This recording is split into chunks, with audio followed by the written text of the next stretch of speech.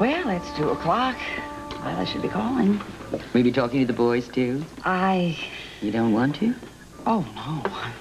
I'd love to. I just don't think I could handle it, Ruby. I miss them so very much. I'm afraid I just fall apart. Oh, it's a shame you have to be apart from them.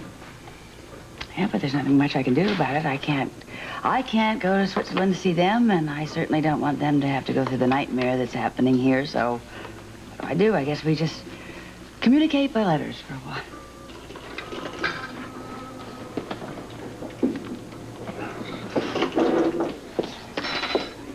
Jimmy Lee, I need your help. I can't, Stella. I'm waiting for a phone call. Oh, that's what I want to talk about. You know, Lila's partners, well, they heard she was going to phone this afternoon, and of course they all want to talk to her. But I told them that she couldn't talk to everyone, but they won't listen to me. So, would you go in and speak to them? Where are they? In the kitchen? No, can't you bring them out here? I'm waiting for a phone call, Stella. Oh, no, they're in the middle of the relish. Oh, why don't you go for a minute? It won't take a second. And you can tell them that you'll give Lila their best regards. Stella, I'm actually not going to be talking to Lila. Oh, I thought you were waiting for a phone call from her. No, I'm waiting for another phone call. Oh. Okay, I'll talk to them, but make it quick, okay? Thank you.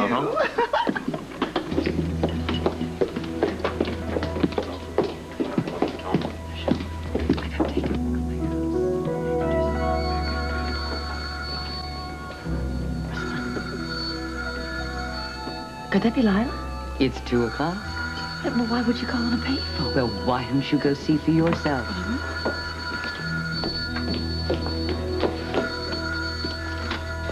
Hello? Hello? Hello, Lila? Lila? Oh, Lila? Lila, is anyone there? Yes, this is the long-distance operator. I have a person-to-person call for Jimmy Lee Holt or Edward Quartermain from M.L. Blaine. Is either person there? Just a second. Who is M.L. Blaine? I'll take that, Monica. Thank you.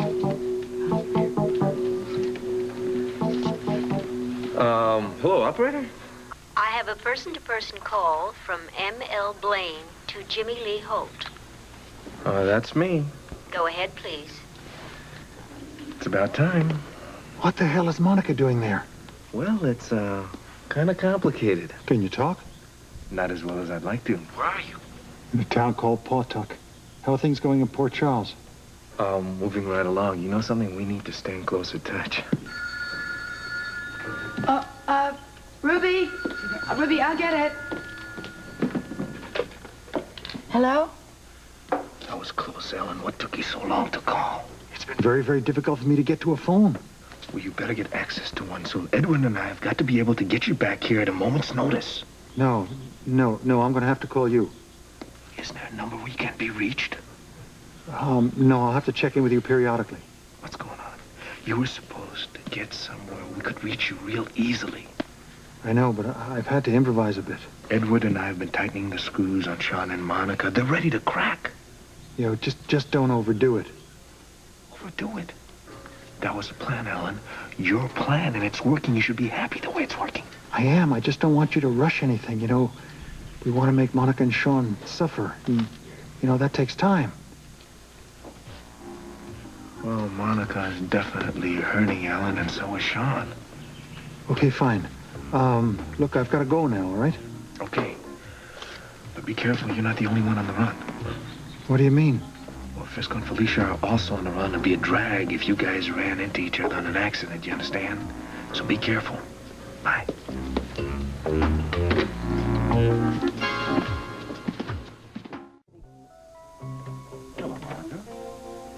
I'm sorry I didn't call first. May I come in? Of course you can come in. Thank you. And I'm happy to see you. Are you? Yes, I am. Although I must admit I'm a bit surprised after the way you avoided me at the hospital this morning. I apologize for that. You're here to tell me you trust me. I'm here to show you something. Something that just might affect our futures. Our future? Mm-hmm. What is it? It's a report. It's a report from the coroner's office. About Alan. Yeah, well, did they find his body? No. No, but it's official now. My husband has been declared legally dead.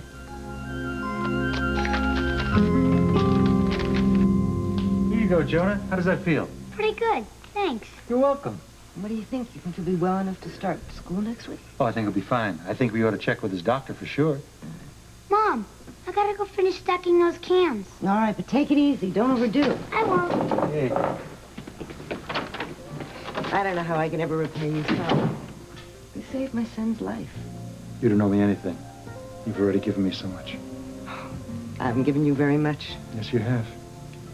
Your warmth and your hospitality, a place to be, and a purpose in life when I don't even know who I am. You'll remember one of these days, I'm sure. I don't know what I would have done if I hadn't been lucky enough to stumble in here that day. Yeah. It was lucky for both of us.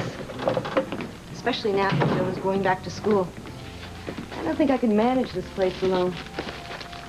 You don't have to worry, Mom. I've got Simon now.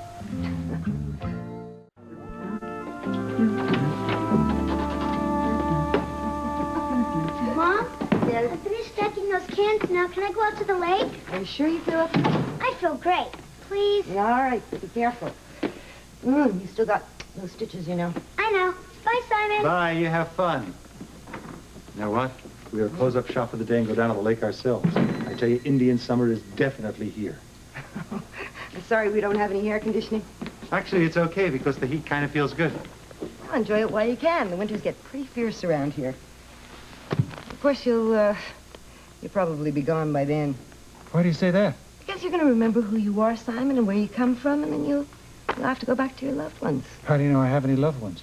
Everybody's got somebody. Yes. Yes, I suppose. Though sometimes it sounds as if you don't care whether or not you find out. Sometimes I don't. You see, I'm very happy here. For now, but what about the future? Why do I have to think about the future? Why can't I just live in the present just for a little while? I like to know where I'm going in my life. And where are you going? One day I would like to expand the store, and then if I make a go of it, I'd like to find someone to come in and help me run it. And then, of course, Jonah is going to get married someday, and I would like to have the time to enjoy my grandchildren. Your grandchildren? You're too young to be thinking about grandchildren. You should be thinking about having more children of your own. Oh, this is a small town, son. I'd have to have a husband for that. Yes, of course. Do you ever think about getting married again? No, I don't give it much thought. You must have loved your husband very deeply. Oh, I did. His death came as a terrible blow. I used to picture us sitting out on the back porch swing, watching the sun go down for the rest of our lives.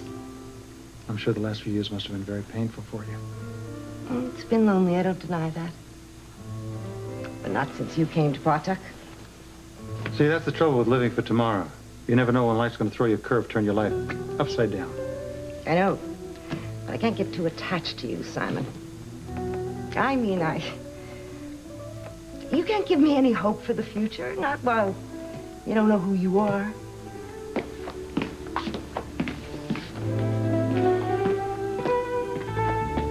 I can't see why this report would make any difference in our futures. The police have been saying all along that Alan's dead.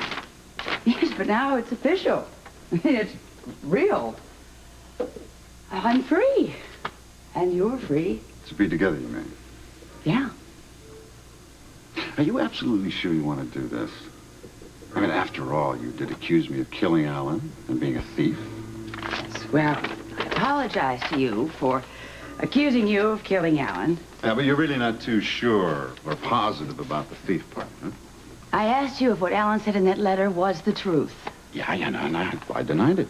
But I get this strange feeling, Monica, that you really don't believe me. Well, there's a very, very simple way to prove it to me. All right, what do I do? You say you love me.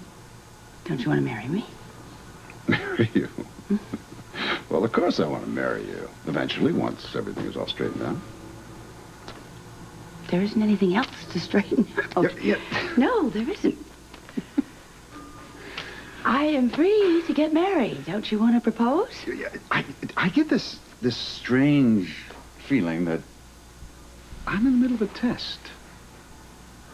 Is something the matter? Really? I mean, you seem uncomfortable. No. Not uncomfortable. All right, look. If this is all you want, and if this is all it would take for you to believe in me again, I want to marry you as soon as possible. You mean that? Of course I mean that.